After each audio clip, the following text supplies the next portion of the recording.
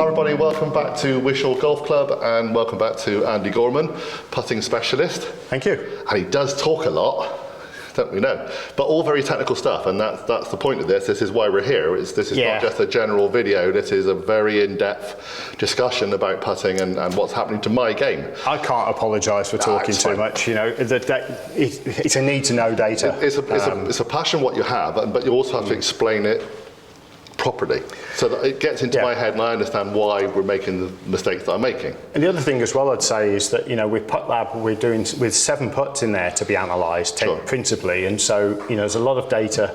There's 41 measurements being made here, so you know, there's 41 reasons why. It's actually what's amazing about the whole system. It's a fantastic system. It's brilliant, and you know, yes, we could. You know, there is an element of simplifying, but there's, you know, there's also why. Why would we simplify the data? You've got to know the data and then park the data. Remember, this is data for coaches as much as anything else. It's important that you know what you need to know, and from here then it does start to simplify.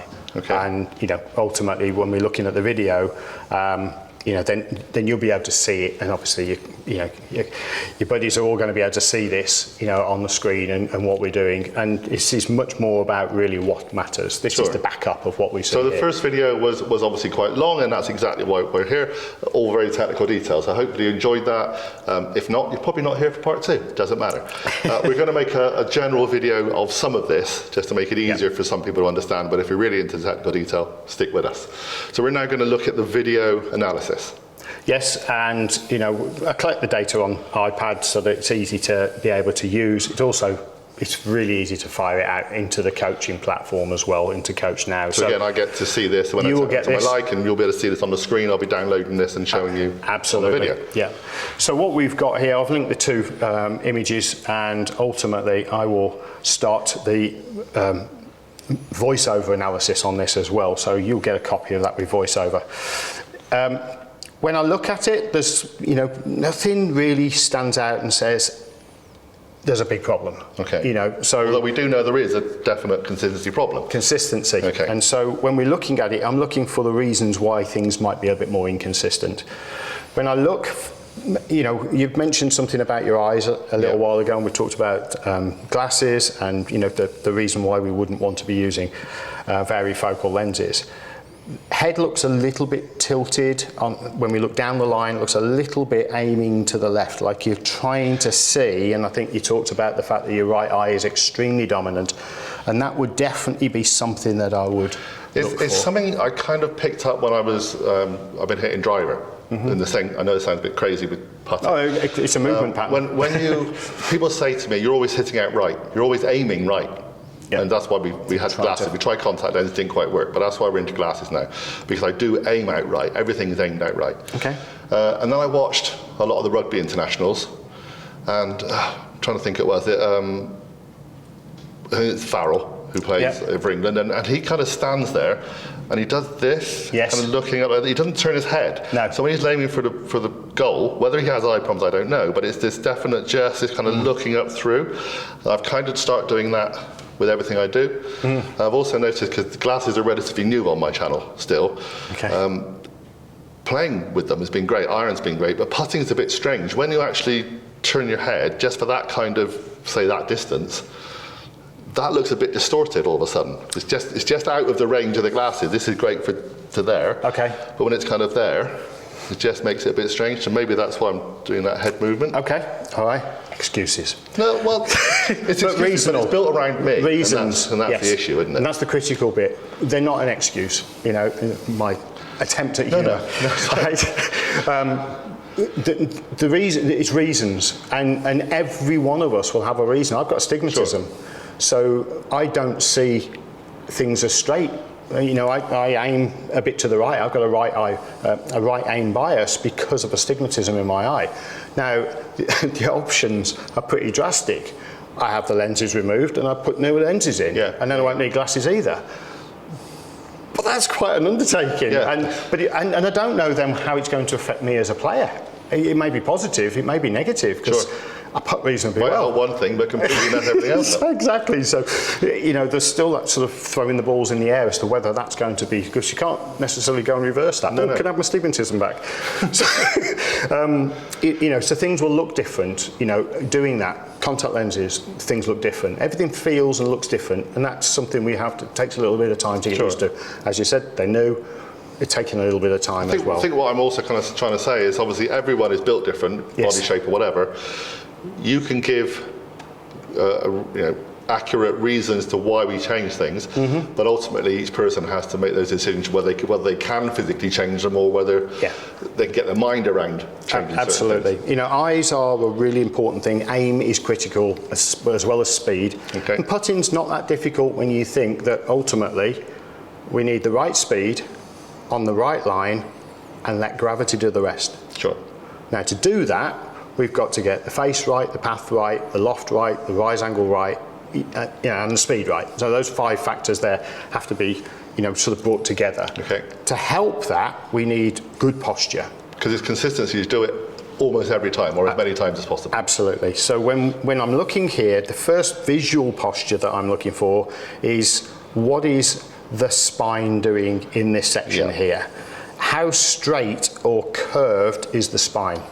Now, if we put the wavy line on, right, then I can draw freehand over the top of your spine. Okay. All right, and what we've got is a pretty straight lumbar spine section, which to me says that we've gone into flexion rather than extension in the spine. Yep. All right, which is going to put pressure on the lumbar spine. And I get a lot of back problems. And it means, for me, you're not the shortest fellow in the world. No. At 6'2", we need to get you up a little bit taller, so that the arms can hang. They will hang well, but you are postured over a putter that is shorter. Well, I was going to say, is that the putter's too short to start off with? And interestingly for me is that you grip down it about 1 inch as well. Yeah. So I'm looking at the front on here, and I'm like, I can see a red grip see handle. a big red grip at the top of it, yeah. And so that to me, it's down to the fact that you prefer to posture at a 34, but that's what you're used to. And it's what you've been used to probably since day one of playing golf. I also think because we've discussed this on off camera earlier, I feel there's a tendency to wobble, which probably is showing on this. That stability-wise, I feel if I'm further down the shaft, it's kind of closer to the head. You got more control. Does that make sense? Logic. Yeah, it doesn't always work, but no, it doesn't. Absolutely. And I've had it, a number of times. I've always thought, chipping down on the steel. I've done that in the past. Yeah.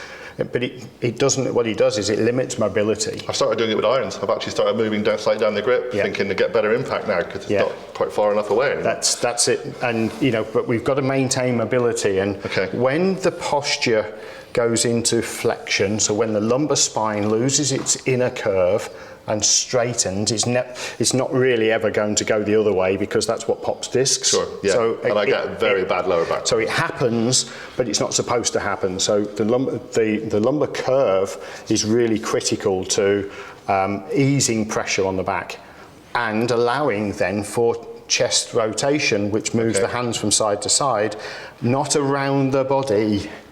Chest rotation shouldn't be feared in putting because it doesn't go around the body. Yeah. It moves from side to side. And remember, the hands will probably never go outside the hips. Your body has to be pretty stable. It does, completely. So, movement from side to side is the critical part, and the sternum has to keep moving. When we bend over too far, then the movement is minimal. I mean, the wobble on the microphone is because my shirt is loose, not because my sternum's moving.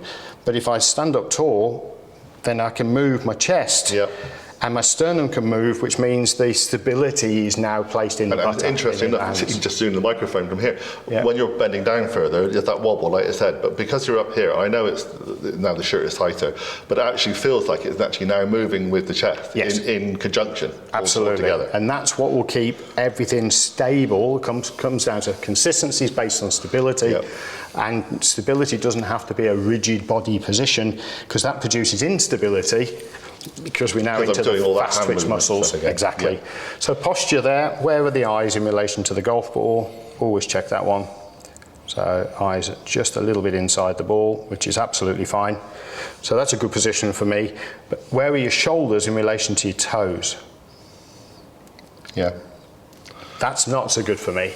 I want to see the shoulders in line with the toes, because at that point then the brain isn't fighting imbalance, and the scramble that goes on in the brain, the cloud or the foggy brain type sort of scenario that goes on is critical. We need to be able to get that out, get up, get tall, allow the arms to hang. I'm leaning far too forward. Yes, yeah, ultimately. You're a big fella, you know, and you feel like that's what you've got to do, but the reason why you have to do that is because the club isn't fitting.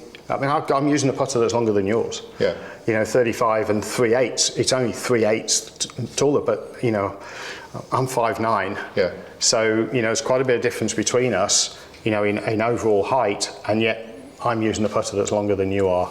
It means that you're forcing, of course, there's arm length and all these other critical values that are minute adjustments off the base height aspect. So, you know, if we put a few inches on the putter, that's going to help you to stand taller.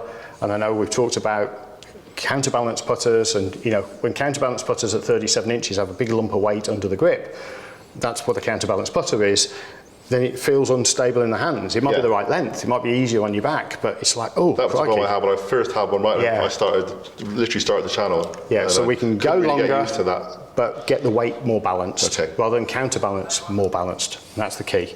So, so down the line there, that's what I'm looking at. If I look at the path movement, putter moves back quite nicely, comes into the ball, and then you see the putter starts to move away. Yep. And then there's a little bit of a wobble. It's after you've hit the putt, but that's okay. But we'd like to see it more stable. You can see the hands start to sort of separate a little bit in the body. Okay. And again, if the hands were allowed to hang from a slightly more upward posture, that's going to help you. Does it matter with grip and things? I tend to put a finger down the back of the I'm not overly concerned whether you do that. You know, I mean, look, Ian Poulter's a good example. You know, I think he's finger down at the moment. He's had finger round.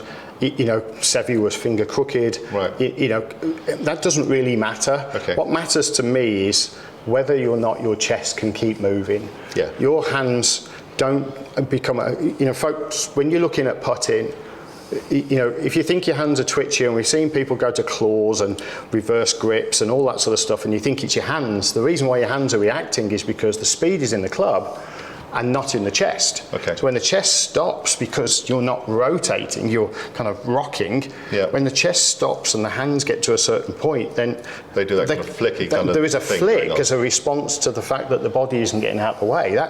My left hand doesn't break down if my left shoulder keeps moving, and that's the bit we need to be mindful of. And again, we'll show that in video form, a little clearer view. But from here, when I'm looking down the line, I'm looking for a putter that's going to be, or a ball, back of the ball that's going to be sort of in line with the centre of your body. So there we go, I've just missed that line on there, the other side of the ball. That's the problem when you're slightly off the camera, trying to facilitate the camera.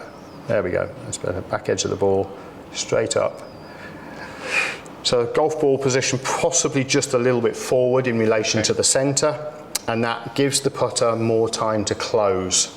Now, if the face is open, then closing the club face down, giving it that time to be able to do that is fine. But you know, ultimately, you know, back of the ball, that's the point where the putter's going to strike the ball itself. Centre of the body, centre of the arc, that's where the face should be most square. And certainly if we get that body motion going correctly, that's where the squarest place will be. It'll also be the lowest place. So we're just slightly forward of centre, so we're not hitting down, as we talked about earlier in the tech. Right, we don't want to be hitting down on it, slightly forward, putter's on its way slightly up with a little bit of loft on the putter, we get that bit of the putting stroke absolutely bang on. So when we move the putter back and through, the bit that concerns me is the fact that if we look at the top handle of the club, the top part of the club, when it goes back away from the ball, you'll see maybe 3 inches of movement, probably not 4, but going through the ball at the point of impact, there's a little bit of added loft at this point as we strike in the ball, but the putter itself, the handle hasn't moved 2 inches past the centre line. So now when we're looking at that, there's excessive movement in the club, minimal movement in the handle, Yep. and we really want to try and get the feeling that they're moving equivalent in ratio. Okay. So not just a flick through the hands, and that's Yep. that's the kind of the bit that for me I tend is to really find obvious. I'm placing the ball, like almost like cricket is not quite right, but I almost feel I'm finding my way towards where the hole is, Yeah. as opposed to just trusting the shape, and when it connects, it's just allowing it to do it. And there's that feel element and that creativity that's in there, which will only enhance your performance capabilities going forward. But we've just got to create that instinct for the body to move a little bit more. And that's going to give us a little bit more freedom. All right, so you've got 13 minutes there. Okay, lovely. Yep. So there's 13 minutes of analysis, and ultimately, we can now go into the fitting process. Okay. And that really is the biggie for me. Right, what are we going to do? Right, let's go and talk putters. Okay, so if you didn't watch part one, the reason why I'm here is because I won a Seemore putter at Christmas, and it's taken a long time due to COVID and all those other issues and travelling. So you obviously got other companies that you work for here. There's the Evan Rowe and there's Bettinardi, and but we are here because of Seemore putter. Absolutely. Seemore donated you a putter, or donated me a putter to be able to then have a competition, and I won. Competition, yeah. The only way I get new clubs if I win it. Honestly, I think we had that conversation, didn't we? Yeah. But yes, so Seemore UK and obviously US in support have donated a putter. So we've got a Classic Series putter lined up for you. And, I don't know whether or not you'll stick with the Classic or you'll go with something a little bit more upbeat, upgraded, and into the private reserves. But ultimately, you've got an option now to choose a putter that you like. Sure. The look of and like the feel of, and then it's down to me to get you specced out for the fit. Okay. But first things first, is there anything there that takes your fancy? Okay. Well, first of all, I have to go back to my Scotty. So I've always liked the bladed style of putter. Okay. But I find the Scotty not wide enough at the bottom. I just find I need more stability. Now, we've discussed it could be shaft, it could be anything yet, but I feel it's not heavy enough at the bottom for me. Okay. So I have kind of thought about going for the more malleted style. Yeah. Because I borrowed a few other people's, literally on camera, saying, "Oh, can I just borrow your putter?" And we'll just hit it. And I did it quite well. They feel more stable on the ground to me. Yeah, absolutely. I don't get that wobble when I'm not with the putter we're doing today, but when I'm like 3 feet away. And you just feel that there's things going on down here. Yeah, So when we struggle with short putts, invariably it's because the speed that is limited in putting. A 10-foot putt you need in around 3 miles an hour. So when you get down to a couple of feet away, you're needing fractions. Yeah, subtlety is not my strong point. And that the ability to be able to move the putter steadily and accurately for the consistency factors.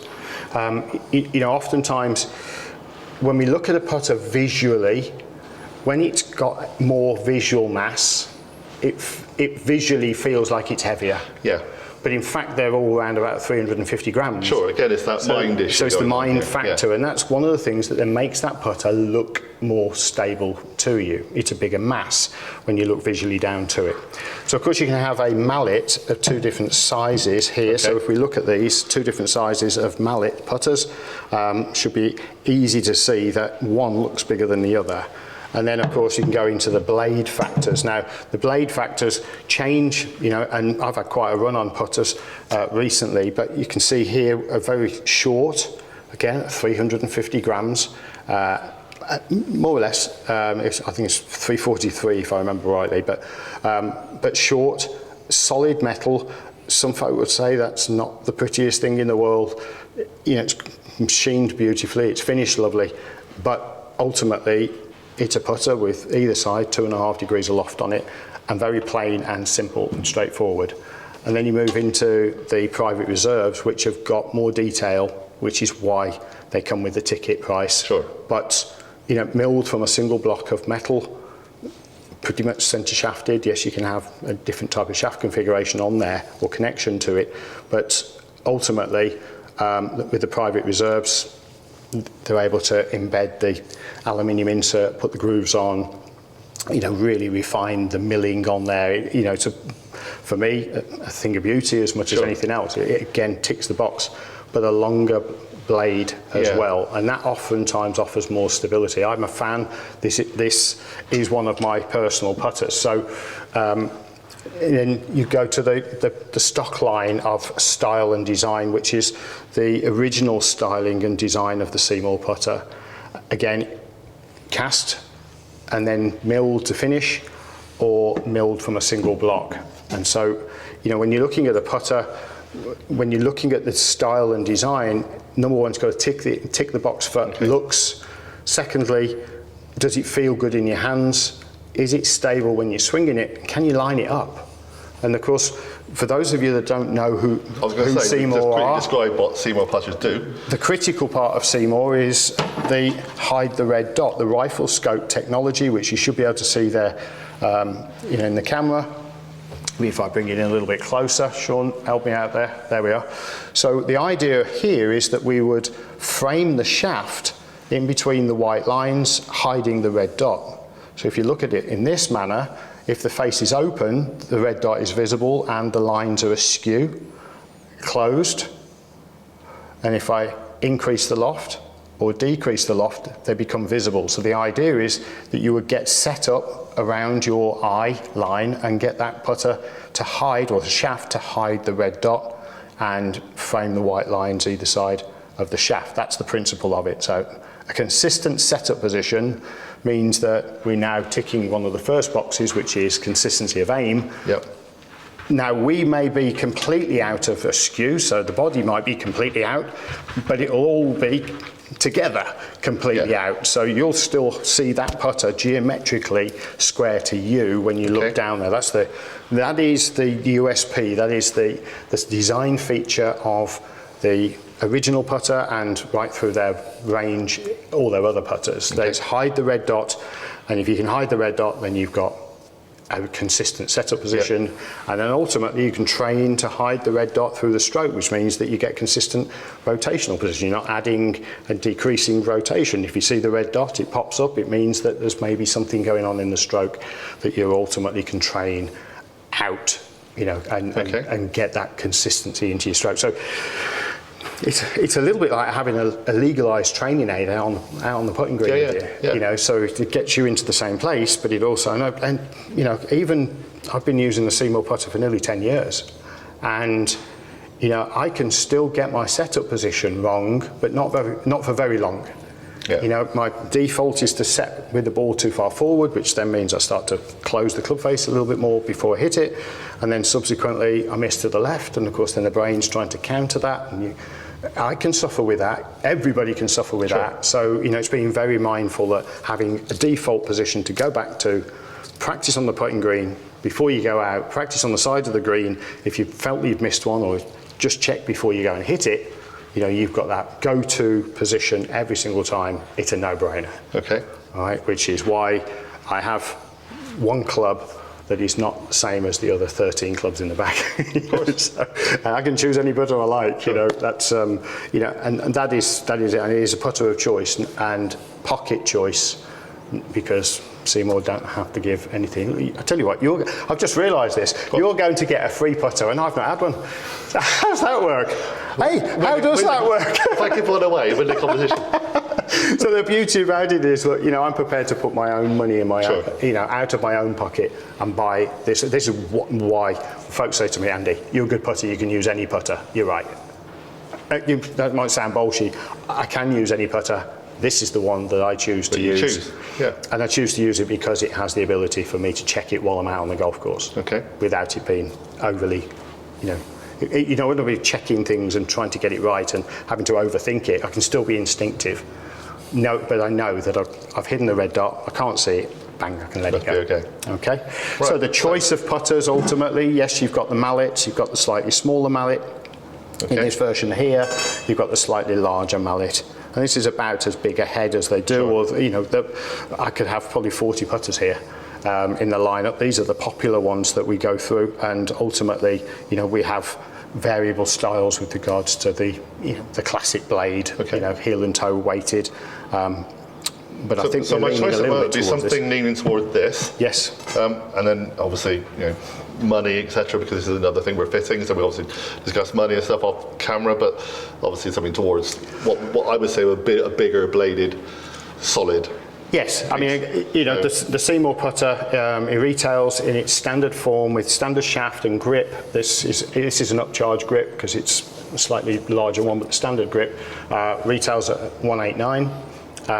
So that's UK prices in sterling, and then ultimately it will go up to around about the 360, 400 mark. Again, plus shaft, plus if you wanted to go, you know, with the plus options. But so yeah, this is the thing. People spend that kind of money, more than that, for drivers all the time. Yeah. And they're always changing shafts and all those kind of things. But once you get on that green, this is the most critical thing you're ever going to need. And absolutely. you use this more often than you'll ever use a driver. Yeah. So you know, you've got to trust what you've got here. For the record, this is my first private reserve putter that, you know, was in the bag and was in the bag for a long time. I think it's nearly 5 years now I've used this particular style of putter.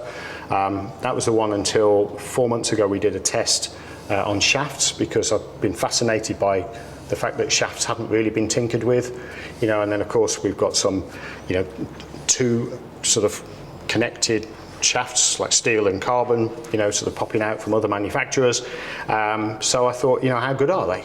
So we tested it, we used some Quintic analysis, we tested the shafts, and the data was incredible. So the Carbon Max shaft went into a test putter and hasn't come out of the bag. Yeah. The data is irrefutable, and when you know the data, you can't go back to, you know, I probably should get a Carbon Max shaft in my other putter. So, you know, I've got the same putter, but I know that within a couple of days I could have that if anything was to happen to this one. But it is literally, when you know how good the data of the shaft is, you know, for me, I've got the head, I've got the style that I like the look of, and the feel, you know, from the Carbon Max shaft, then for me, you know, we're into, again, upgrading shafts, but you're now talking about a putter that's £550 versus, you know, starting at 180, you know, and then going up. So, you know, you choose what suits your pocket, you also choose what fits your game. And, okay, you know, so obviously right now Pocket has to think about that, so we'll go with the classic versions, yeah? Yes. And then obviously maybe look at a couple of little upgrades that might be improve that, but obviously one day it would be rather lovely to have. Oh, absolutely, that, and I'm sure we can have you in for the fitting when, you know, and when we get to that point. Absolutely. So that's what people do with fittings. You know, they're coming with a price range, what they've got. Yeah. You know, obviously I've probably paid $250, $300 for my putter, so I have no problems in spending decent money for a putter. Yeah. But I have to kind of be persuaded why there's a difference between that and that like, big jump. So, same as everything on the driver, they want an extra 10 yards or they want something else. Yeah, so. Yeah, absolutely. So this particular head in this putter was my very first Seemore putter. Invariably, this is where we start. This was the original putter. And this is, like I say, is where it started. 10 years ago, that was the first putter, Seemore putter that I put in the bag. I quickly moved on to the PTM, which is the sort of upgrade, the next upgrade, which is the same putter that Zach Johnson was using. And for me, again, very similar in style, albeit it's got what looks like heel and toe weights. There's a little bit more curve in the base, and that the weight that come from the bottom basically end up in the top. A very similar configuration visibly, and you know, sort of a few sweet spot strikes in there. But that was my second putter, and then from there it's been, you know, sort of the move up the range. Not necessarily up the range, because I've had plenty of the original series putters. Just in case you're wondering now, I've got to put a flexi shaft in here, you know, as a training aid, because it's just such a good putter to be able to use. I didn't want that putter to become obsolete and just sit in the garage and collect dust. So it's now part of my training collection. So is someone purchasing one? So I'm going for, you know, say that or that, what do we do now? So because obviously these are basic lengths, etc. So they are basic lengths. We have, you know, in this particular one, we've got open length shaft, and you know, I think I've got one or two more in open length. But essentially, when we've got putters, as we've got this one here, this is going to help us to now dial you in. Yeah. So we've got one at 38 inches. Okay. We're going to get the length dialed in. You'll get a feel off the base material, and then we can determine whether or not this is the type of putter style-wise that you like, and you know what's performance going to be like once we've fitted the putter optimum, and then we can dial in the lie angle and the loft. You know, and we're using the details that we've got on there to work all those bits. The loft's going to stay pretty standard because it's the way that it's designed. From the base of the club to the loft is 2.5 degrees as standard, and then ultimately we can adjust the lie angle very easy. We've got Mitchell bending equipment and measuring equipment there, so it's the same as you get on a tour truck experience. Okay. So you see me adjusting the club for you, and then ultimately, you know, we would trim the top, drop the handle on, and away we go. Now this may, because of the design that you go for, may come direct from the workshop and be sent to you direct. And normally turnaround on a Seemore putter is 2 or 3 days, not months like we are getting with other manufacturers, because they are made in-house, and ultimately, you know, the components are here in the UK, so it's a really quick turnaround. You know, if providing the head's here, 2 or 3 days, it's in your hand. So on the first video, the very technical video, we were discussing a little bit about, I think it was toe down on all my shots. Is that something that we adjust on this, or is that again? We will look at getting you into the optimum postural position, and then from there determine what the lie angle will be, and any adjustments will be made or built into the specification. Once I've got the right posture position. Yeah. Okay. Okay. Right. We do that. We're going to do that now. Okay. Right, John, what we're going to do now is to understand a little bit more about how posture affects putting, and you know how to get you into an instinctive stroke. And we're ultimately just going to get you to feel the putting stroke. Now, you know, you've probably seen Tiger on the putting green doing his one-handed drills, and it's very, very impressive. I've got to be honest with you. He puts the putter down, he puts a couple of tees either side of the putter, and a little bit in front of him, he lines it up with a couple of tees here for the ball to go through, and he knocks putts in for fun for about 20 minutes, and it's just like, this guy's impressive, you know. So I had the pleasure of watching him very close and personal at the Open at Lytham in 2012. And it was just over 20 minutes. It's just there, hand in pocket, poof, boom, boom, banging away, and it's like it was scratching the head. Different world.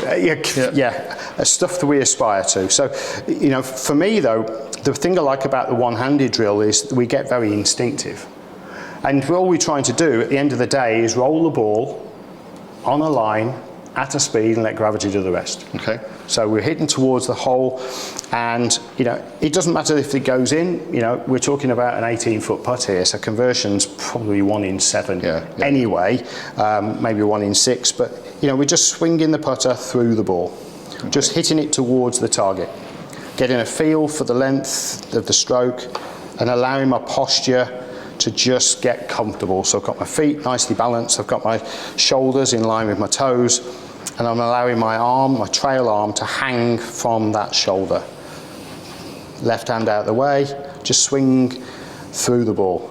Oh, we're at 33%. All right, so you know what we're working towards here is just getting a little bit of feel. You know, can I get the golf ball moving towards the target? 50%, cool, it's looking good, eh? So,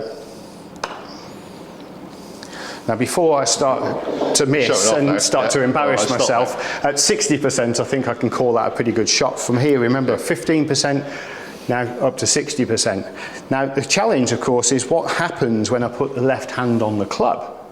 Well, what we've established from here is a very relaxed position, very casual, but more importantly instinctive. And what I've also done is I've got a bit of space here that facilitates my left hand when I put it on. Okay. So now the fit of the club has been established. Well, of course, this is my putter, so it should be the perfect fit. And so I'm able to put my hand into exactly the same position, and then I can go into that motion of swinging the putter back and through, and hopefully...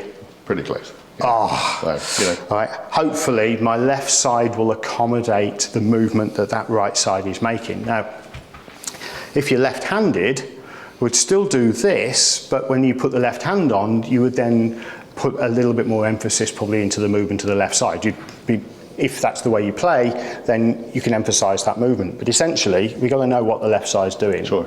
So posture allows you to do that.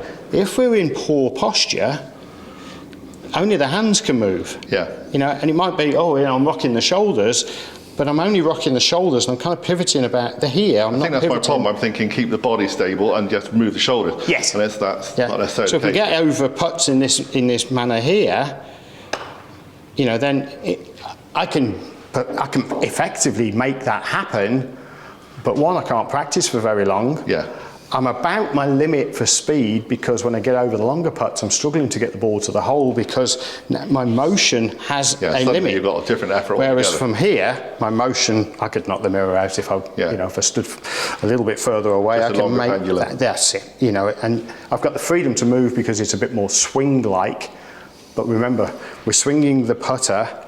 And it wants to be swing-like. It's not about putting more oomph into each shot or less oomph. It's about the same but different. It's the consistency of speed relative to the distance you want to go. So, you know, like I say, we're looking to make sure that when the left hand goes on, the left side of the body facilitates what that putter and the right side wants to do, and that's we can hit the ball towards the target and tick the box. You've done this before, haven't you, Sean? Yeah. Once or twice. Yeah. So don't expect that from me. So I'm not going to let you use my putter at this point in time because we need something that's going to be a little bit longer. You're taller, your arms are a little bit higher up by the time they hang from the shoulders. So there's a putter. I'm going to set you up. We can bring the balls back.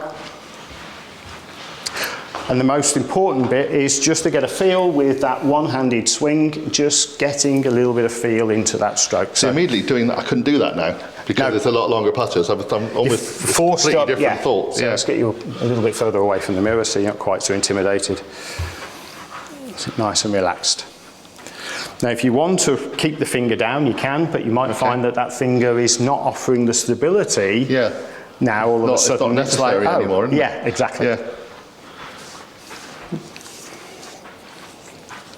So I still have no idea what I'm really doing, but that's okay. Just remember, it's about instincts rather than about conscious thoughts. Far too fast. So it's just getting a feel for it. It'll take you a few strokes just to get a feel for it.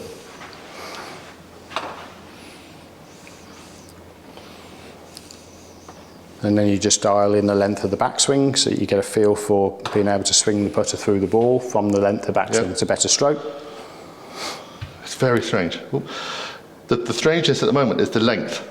Because I'm so used to being here, and I'm further away. Now, all you're doing is you've lifted your chest up, so you haven't necessarily stood any further away, you've just lifted your chest up. Yeah. You've created some space. Now the beauty about... the accuracy is going to be way out right now, because I'm not even really looking. So yeah, I mean, we're hitting towards the hole rather than at the hole to specifically hold the putt.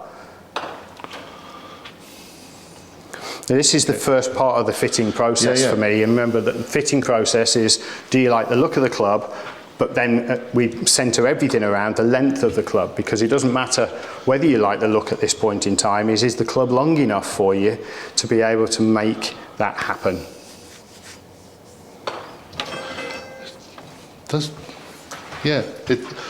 I think it's just very different. Yes. Because I'm not expecting to suddenly get a club that's fitted and everything's going in. That's just not the case. It's about changing your whole mindset and what you do with the new club, isn't it? Well, you know, as I said before on one of the other videos, you know, the critical part for us is to make sure that you've got the putter. You decide to dial in. Yeah. So have you got something that you're comfortable with? That's the first and foremost. And then visually, you know, can you look at it and like the look? Can you posture to it and get comfortable with it? Yeah. You know, for me, that's the bit that the technical side of it is dialing in that postural side. Can we get you into a position that allows you to posture well to the golf ball? All I've got on here is an old grip that I took off a club, so we can now try you with a mallet. Style putter. See, when you're doing that, I thought, well, that's a lot shorter than that. When you give it to me, they're the same. That's a visual thing, isn't it? It is. Yeah. Right. This grip feels wider. Just as well. in case. Right? So there you go, bang on. So it's a slightly different grip, but you know, ultimately what we've got there is a mallet style, which will now help you, you know, to choose whether it's something that we're looking for. I think visually, because I'm now seen further away. Yes. Having that extra piece on the back, whether it be that one or the other one we're looking at, was even wider at the back. Yes. It feels more comfortable. Okay. Well, I think we were leaning that way anyway. But, yeah.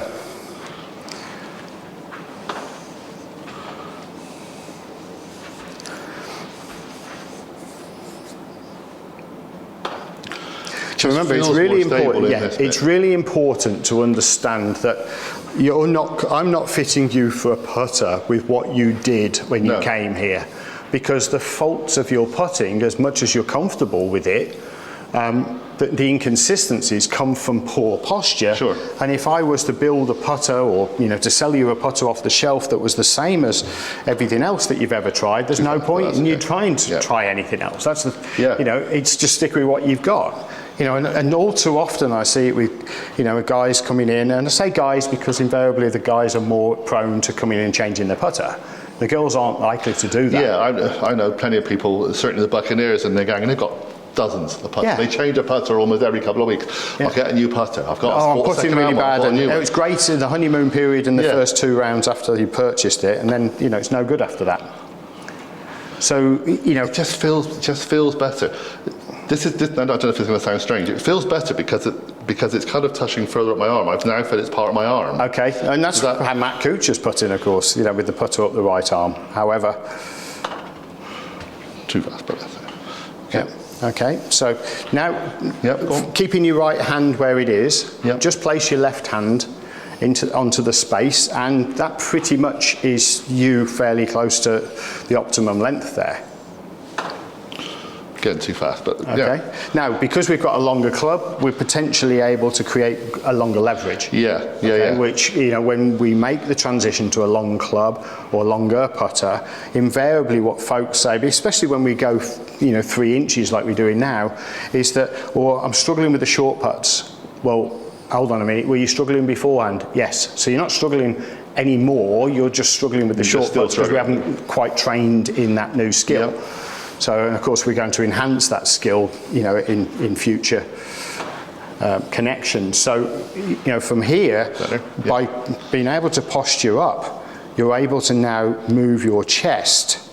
And the critical bit, so you can see front on with the camera, is making sure that that sternum can keep moving, and to keep moving, the left shoulder keeps moving. So the right shoulder pulls the putter back, and the left shoulder pulls the putter through. So, you know, the hands are doing much less work, but they can do that because the posture has been optimized. My brain is still almost stopping that body because I've been told to keep stable. So I'm trying not to. And the other thing as well is that we're hitting the golf ball a bit further. So you'll be inclined to immediately think, I need less because of the more that we're going to be getting. So, and you're right, but what we're doing is controlling the speed. And if once we understand how we control the speed, it's like, oh, right, yeah, I get it now. We control the speed by the rotation, so you can still have a long movement, but you're controlling the speed. Yeah, that's not going to hit the ball more than about 10 feet. I'm going too fast, I'll slow up this bit. It's not this bit, I've got to slow up. It's the distance in the movement to change. So momentum versus speed. Create momentum, and then you can dial in the speed. So, but momentum's critical, and again, back down to consistency. If we've got momentum, then that putter's going to be extremely stable when it goes through the ball. Yep. And that's what we're looking for, is that stability. Mm-hmm. If I can keep that movement going, then that's going to be really stable. If I need to hit it a little bit further, then I would increase the momentum. Yeah. And if I need to hit it a little softer, then I would lessen the momentum. In terms of the speed, that's all we're doing. I've still got enough movement to create that momentum through the ball. It keeps everything stable, and that's really key. Because all too often we see, short range putts. Again, lock it all down, nothing moves, nothing breaks down. Well, of course, unfortunately, everything will break down because, the speed is only in the club head. Sure. And so the wrists will break down, and you can get variable degrees of error. And, lock the body down and then shorten the movement. So the Snedeker approach to put in. He can do it. His brand, Snedeker, he developed it. Yeah. It's his. It's a little bit like the way Mickelson does things. They did it. It's theirs. You can't go and buy into it. It's the way that they do it.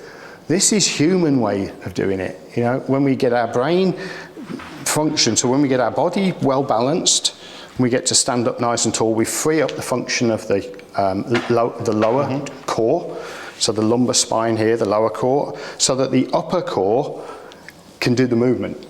Yeah. So the lower core facilitates the upper core movement. That's just how it works. And so the lumbar spine is responsible for rotation. Okay. And that's what we're doing. So the upper part of the spine, the thoracic spine, the rib cage, in effect, is the bit that's actually doing the rotation. And remember, it's rotation to make or facilitate the required movement, which is to move the putter from side to side. And then if we change that by locking this down, we lose our balance. Well, we're not going to fall over. No, no. Because there's not enough speed. And the shoulders are outside here. Now the brain's going, I'm having to use muscles slightly differently. It's going to use the muscle up here as much as the muscles down here. Yeah, yeah. And when the brain starts to overthink things because it's actually trying to anchor down and, you know, not move and not lose balance, it then loses the mobility in the lumbar spine. Now it's all in the hands. Yeah. So yeah, you can have a Snedeker approach to putting, you know, because that's all you're going to have, and anything more than that then going to offer breakdowns through the wrist. And that's ultimately get good posture. Your posture is your stature. Size feet, shoes. Yep. 13. 10. Big lad. Right? Oh, I know. And white shoes. I mean, crikey, I should have jumped straight in with it. But you know, I can tell you how comfortable my Ducador Cosmo shoes are. All right. Yeah. Sorry for punning that. I can tell you. Know I used to work in. Carry on. All right. I can tell you how comfortable they are. Yeah. But they'll be no good on your feet. They'll cripple you. Because my size 41s, right, are not going to fit the requirements that your 13s have got. Yeah. So, as much as they're extremely comfortable, and as much as my 35-inch putter is extremely comfortable, it doesn't fit you. No. But you've been trying to get into, if you try to get into a putter... Everyone's trying to get into something... If you're trying to get into a putter rather than onto the putter, then you would realise how uncomfortable it is and how much it's affecting you. For me, this is as much as all the other fittings I do for driver and whatever, it's longevity of the game for me. And if my back plays up from, say, 12 or 11 holes out, and then it's all starting to go to pieces, and I'm just literally fighting the rest of the round. But if I can stop the back pain to 17 I or 16. empathise missing putts and bad backs. Yeah.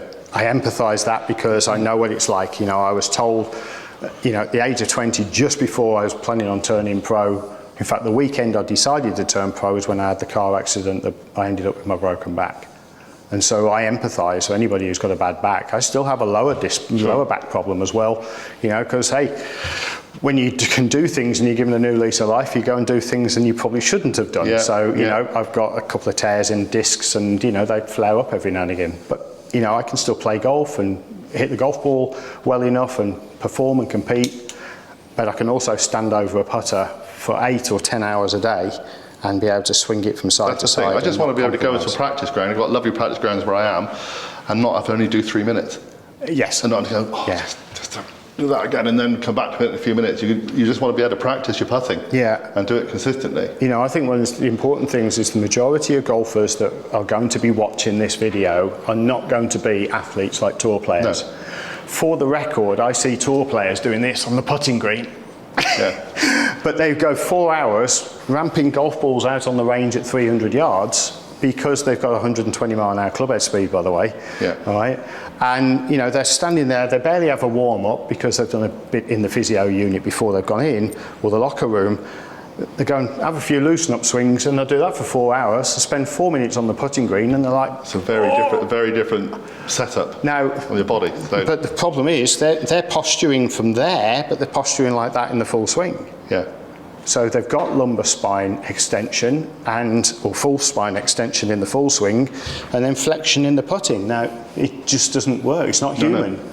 And this is the problem. So when tour players who are athletes who are capable of swinging the club at 120 mile an hour plus are going to have the same aches and strains that you and I might have, or any of our viewing audience are going to have, you know, because of the way that you know, we might be driving for a living, we might be, you know, sitting at a desk for a living, you know, who knows, we all spend more time at a desk these days. So, you know, it's poor posture that comes from that, and then we apply that into putting. That's going to put too much strain on those muscles and those back parts that are going to be causing that pain. So you walk away from putting and go like, I'm not going to practice. And then you know you're not good enough because you haven't practiced. No, that's right. So confidence is another thing that gets affected by that. Because I've said to Sean, I've said to a lot of people, I love putting, but it's that can't practice.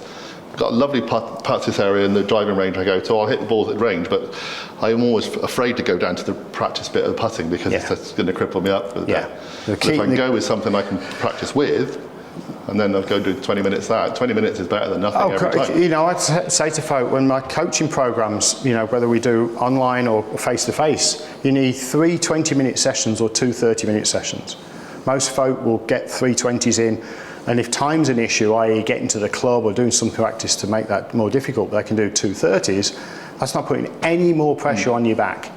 But that's all you need to go from mediocre to good putting, you know, or maybe not so mediocre, you know, poor putting to good putting, you know, over a 3 to 6 month period. You know, it sounds like a long time, 6 months, because the golf season's less than that.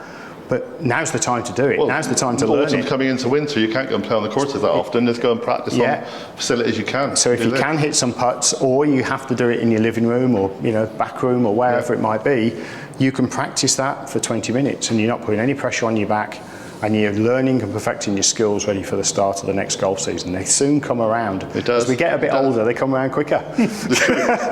Time and everything. So I'm much happier with the length. Right. Because I think that's going to help my back. Completely, yeah. So, and then we'll just dial in the lie angle of the club, and you know, which isn't going to be. Can I try the other wider can. version? It is, though. Or is it a bit different? It's shorter. Right. So, because it's more of a visual look than anything. It was fitted. Let me just check down. out the length, and I think it's around 35. 35 3/4. So we just need you to just so just grip a little higher up on the club, and you'll be fine. Because it's not necessarily about doing anything with that. It's just interesting.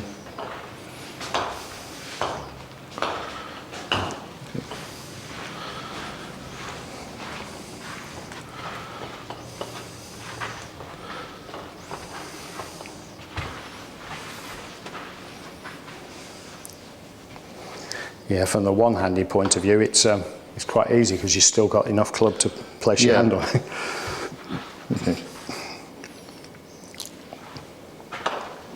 That's a good stroke. So all I'm looking for, John, is to make sure that the trail arm is hanging with the elbow under the shoulder, that you're not pushing it out away from the body. Because I suppose that's the thing with a longer club, you know, your tendency to want out here too far. And you know, I see all too often is folk just, you know, standing to the golf ball like this, reaching out for it, and we still want the elbow. Oh, nice. So we still want the elbow underneath the shoulder, because that's where the arm hangs and that's where it wants to return. Okay. Whereas if we put it out here, it actually wants to come back down here somewhere. Doing all that movement. And likewise, if you're standing too close, guys, when you're tucked in here with the arms in here, then this is where the arm wants to hang. Even if I've got poor posture to get into here, right, that's where the arm wants to hang. So if my arm goes here, the end of the backswing, it wants to go outside the line to get there. Well, of course, it won't go all the way out, but it'll go there and then it'll come across the line and to the left. So if we're well postured, allow the arm to hang, that's the bit that's going to return the putter to deliver the putter square into the back of the ball.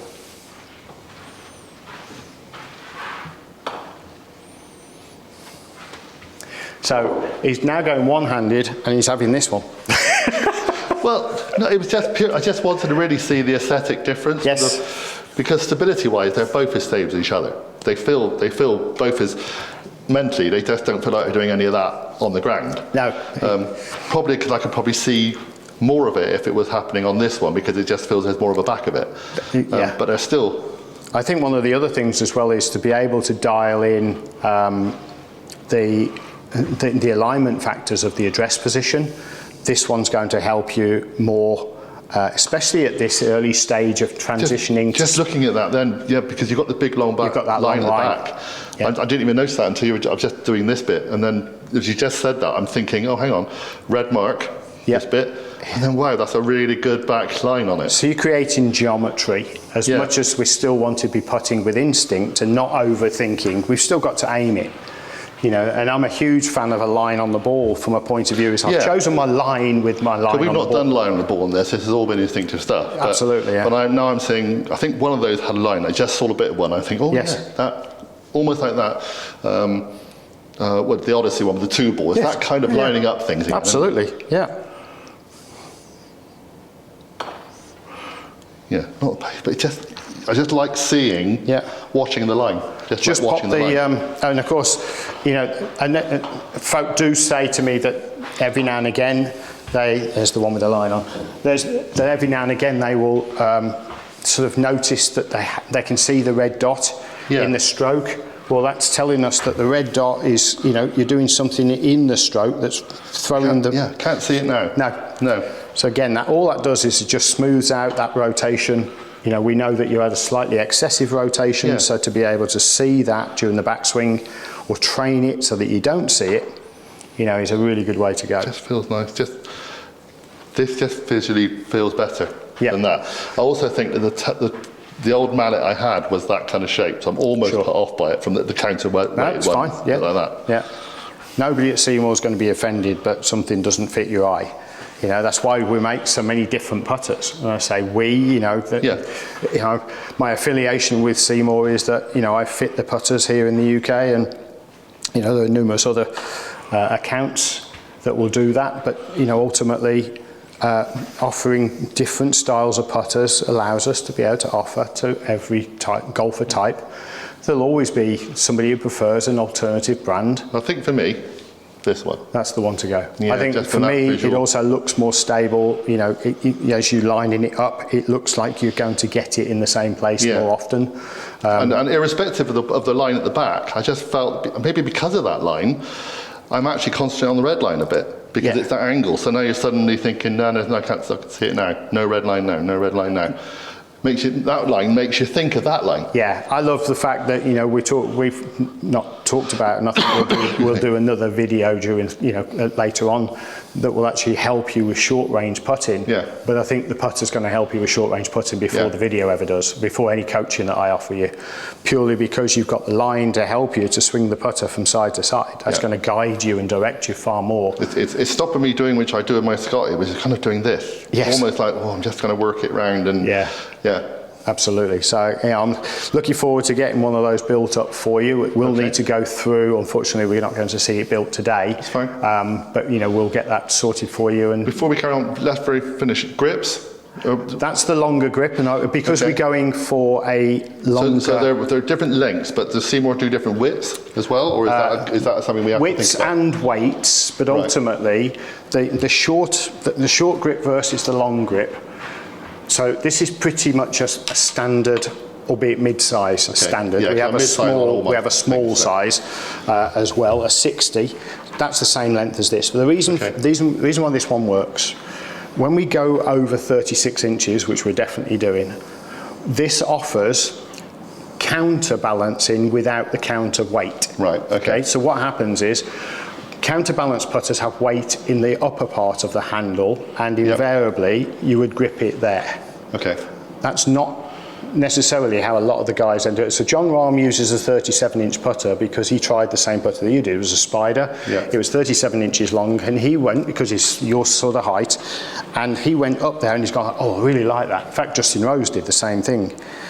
But they were trying to work with the counterweight. So the selling pitch was to get the weight up here to stabilise the stroke, but they really liked the length, so they took the weight out. Yeah. And so they got the length of the club right, because they're tall fellas. This is the same thing. Get the length right, and then put the weight down here. Okay. And what happens is you make the putter longer, it feels like it's really heavy in the head. Well, the head weight doesn't change, but if it's really short, the putters feel really light. So by adding length to the grip, it doesn't force us into a lower down position. No. It forces us into understanding we've got a counterweight underneath the hands, and it balances the putter out. Now, I'm not going to say that that was done by design, because putter grips were made before Seemore were putting them on the clubs. You know, the longer grips have been around for a long time. But knowing how putters get balanced, now when we're building them out, that's exactly what's happening. So we've got typically 75 or 80 grams of grip over 10 inches. Yep. We've got 15 inches and 120 grams, so approximately the same ratio of weight. Okay. Has been now, so down here is that 40 grams. Okay. So, yeah, so that's what the numbers represent. Right. So if the bottom 5 inches of the putter weighs about 40 grams. Okay. And so that's where the counterweight has gone, and that balances the whole putter up, so that when we make it longer, it doesn't feel clunky in the hands or heavy to balance. So that's where we would go on that. Okay, that's fine. So, all done? All done. What do we need to do for this? All done. All I've got to do is write up the order and put it together. Process it, and it's Friday. There's a weekend in the way, but we will have you a putter certainly before the end of next weekend. We'll have some playing on a channel very soon, actually. So, thank you very much today, because you have spent a good few hours with us, off and on camera. That's right. It's been tremendously factual. There's an awful lot of information here for me to take in. That's what I'm going to make the videos for me, so I can actually go and sit there and go through it all. You know, putters are misunderstood. The putting strokes misunderstood. As PGA professionals, we're not trained to teach putting, because the depth of knowledge is only just coming to being now. And you know, I've spent 20 plus years looking at putting. I struggled with my putting in the early 90s. I declared earlier, I had the yips. I couldn't fix them. I stood over 4-foot putts, not knowing which side of the hole I was going to miss the ball on. I had a 31-inch putter at one point in time, and a young enough back to be able to not ache as much, but I still ache, so I couldn't practice. So poor posture, rocking the shoulders. Like I say, we will put an offer out for the putting myths for every one of your subscribers. I can put a link on everything. And so that will be available to you. And if you want to read the putting or watch the putting myths, that's going to help. There's a few little pointers in there. Kind of just do the opposite of what the myths are telling you, and you're going to be on the right track. And of course, folk will know. I'm not precious about time. When you come to spend time with me, you buy a session. Yeah. If you get an extra 20 minutes, an extra hour, it doesn't matter to me. It's what it is. Yeah. So again, thank you very much. Pleasure. I'm going to speak to my wife about coming up and organising another event here, so that we can do some pro tips. Let's call them pro tips, or some putting tips and some short game tips with you. Perfect. Which will be obviously less technical and less specific for me, but it'll be more about all general advice going into the autumn. Absolutely. Very good. Yeah. Give folks something to work on in the winter. Okay, thank you very much to Sean on camera today, because his legs are hurting. We're going to go and play Wishaw Golf Club, mate. We're going to go and play on the course in a minute, yeah? And thank you very much to Andy for allowing us to come and do this today. Absolutely. And for Seemore Putters for... They donated the prize, so yeah, big thanks to Seemore. Thank you. I've been a very lucky boy. Thumbs up, Sean? Subscribe. I haven't done that bit yet. I'll see that. He watches the videos and he thinks what we do next. So he knows what's coming next. Yeah, he knows what I do next. Thumbs up, please subscribe, please hit the notification bell, do all those things, and please subscribe to Big OGGIE Cornwall and Big OGGIE Bakehouse, which is our other channels, which is the family of OGGIE channels. Thank you very much once again, my friend. Absolute pleasure. We can go now, Sean. We're going to go and hit some putts, but I won't have my new club, all right? So unfortunate that.